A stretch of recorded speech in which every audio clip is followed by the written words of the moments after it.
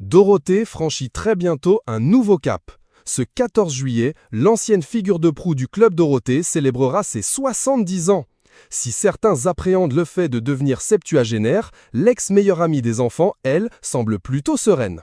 La chanteuse et actrice s'est confiée sur son rapport à l'âge dans Télé 7 jours. Dorothée n'appréhende pas le jour où elle fêtera ses 60 ans. Mais pas question d'organiser une grande fête pour autant. Certainement pas, je déteste ça, a-t-elle lâché. Quant à la nostalgie de sa jeunesse, elle ne la ressent tout simplement pas. Vous savez, je ne suis pas nostalgique ou partisane du « c'était mieux avant ». D'autant que, quand bien même ce serait vrai, cela ne change rien, a ajouté l'ancienne compère d'Ariane Carletti. Une publication partagée par Dorothée Magazine, @DorothéMagazineFR. Dorothée, elle, préfère cueillir le jour et profiter du quotidien selon sa philosophie de vie. Le tout est de vivre le moment présent de manière intelligente et d'en profiter. Le reste, on s'en fiche.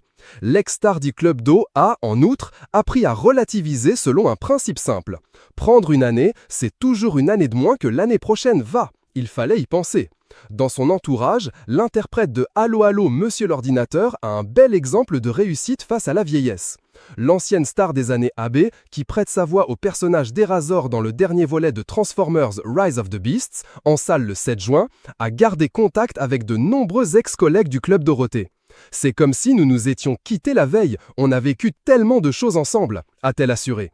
Mais celui avec qui elle a noué une amitié particulièrement solide est le Dr Klein, qui était le vétérinaire de l'émission.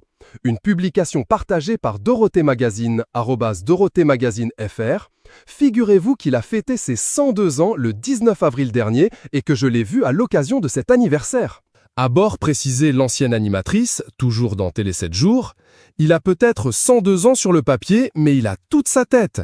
Il a d'ailleurs écrit ses mémoires et fourmi de projets, s'est-elle réjouie. De quoi l'aider à rester optimiste face au temps qui passe.